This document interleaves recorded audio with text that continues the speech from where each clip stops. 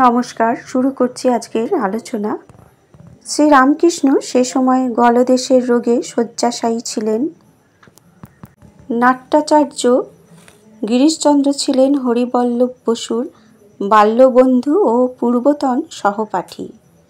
স্বামী শারদানন্দ শ্রী শ্রী রামকৃষ্ণ লীলা প্রসঙ্গে লিখেছেন, মুখই মনের প্রকৃষ্ট দর্পণ।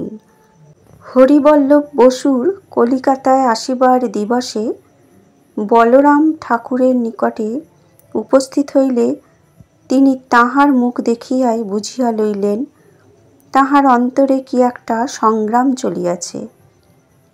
বলরামকে তিনি বিশেষভাবে আপনার বলিয়া জ্ঞান করিতেন। তাঁহার বেদনায় ব্যথিত হইয়া তাহাকে নিজ সমীপে ডাকিয়া প্রশ্নপূর্বক সকল বিষয় জানিয়া লইলেন এবং বলিলেন, সে লোক কেমন? তাহাকে অর্থাৎ হরিবল্লভ বসুকে একদিন এখানে আনিতে পারো? বলরাম বলিলেন, লোক খুব ভালো মশায়, বিদ্বান, বুদ্ধিমান, সদাশয়, পরোপকারী, দান যথেষ্ট, ভক্তিমানও বটে। দোষের মধ্যে বড়লোকের যাহা অনেক সময় হইয়া থাকে, একটু কান পাতলা, এক্ষেত্রে অপরের কথাতেই কি একটা ঠাউরাইয়াছে। এখানে আসি বলিয়াই আমার উপরে অসন্তুষ্ট, অতএব আমি বলিলে এখানে আসিবে কি? ঠাকুর বলিলেন, তবে থাক, তোমার বলিয়া কাজ নাই, একবার গিরিশকে ডাকো দেখি। গিরিশচন্দ্র আসিয়া সানন্দে ওই কার্যের ভার গ্রহণ করিলেন এবং বলিলেন, হরিবল্লভ ও আমি যৌবনের প্রারম্ভে কিছুকাল সহপাঠী ছিলাম। সেজন্য কলিকাতায় আসিয়াছে শুনিলেই আমি তাহার সহিত দেখা করিয়া আসি। অতএব এই কাজ আমার পক্ষে কিছুমাত্র কঠিন নহে। অদ্যই আমি তাহার সহিত সাক্ষাৎ করিতে যাইব। পরদিন অপরাহ্নে প্রায় 5টার সময় গিরিশচন্দ্র হরিবল্লভ বাবুকে সঙ্গে লইয়া উপস্থিত হইলেন এবং ঠাকুরের সহিত তাহাকে পরিচিত করিবার মানসে বলিলেন, ইনি আমার বাল্যবন্ধু, কটকের সহকারী উকিল হরিবল্লভ বসু আপনাকে দর্শন করিতে আসিয়াছেন। ঠাকুর ওই কথা শুনিয়া তাহাকে পরম সমাদরে নিজ সমীপে বসাইয়া বলিলেন, তোমার কথা অনেকের নিকটে শুনিয়া তোমাকে দেখিবার ইচ্ছা হইত, আবার মনে ভয়ও হইত, যদি তোমার পাটোয়ারি বুদ্ধি হয়। গিরিশকে লক্ষ্য করিয়া বলিলেন, কিন্তু এখন দেখিতেছি তাহা তো নয়। হরিবল্লভ বসুকে নির্দেশ করিয়া বলিলেন, এই যে বালকের ন্যায় সরল, কেমন চক্ষু দেখিয়াছ? ভক্তিপূর্ণ অন্তর না হইলে অমন চক্ষু কখনো হয় না। হাঁ গো, ভয় করা দূরে থাকুক, তোমাকে যেন কত আত্মীয় বলিয়া মনে হইতেছে। হরিবল্লভ বাবু প্রণাম ও পদধূলি গ্রহণপূর্বক বলিলেন, সেটা আপনার কৃপা।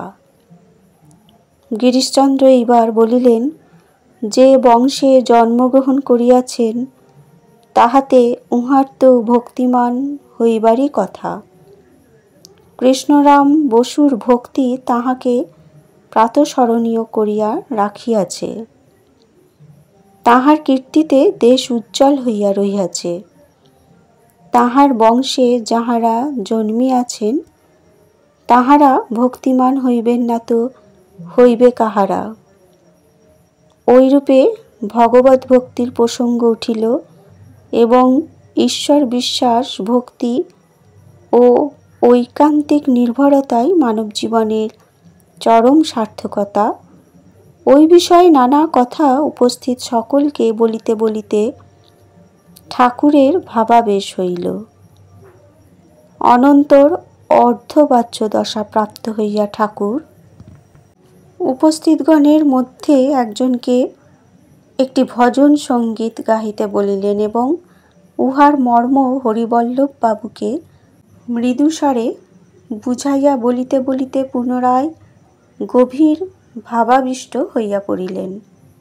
সঙ্গীত সম্পূর্ণ হইলে দেখা গেল 2-3 জন যুবক ভক্তেরও সমাবেশ হইয়াছে এবং ঠাকুরের ভাবোজ্জ্বল মূর্তি ও মর্মস্পর্শী বাণীতে এককালে মুগ্ধ হওয়ায় হরিবল্লভবাবুর নয়নদ্বয়ে প্রেমধারা বিগলিত হইতেছে।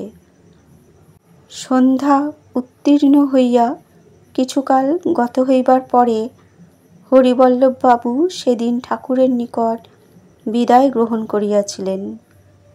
স্বামী শারদানন্দের শ্রী শ্রী রামকৃষ্ণ লীলা প্রসঙ্গ ব্যতীত হরিবল্লভ ও বলরাম সংঘাত কাহিনী সমকালীন আরও 2টি গ্রন্থে দেখা যায়।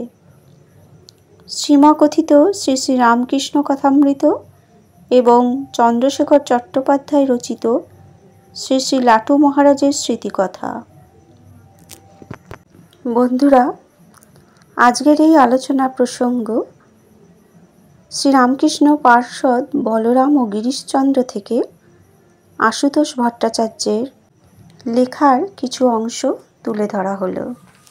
ধন্যবাদ।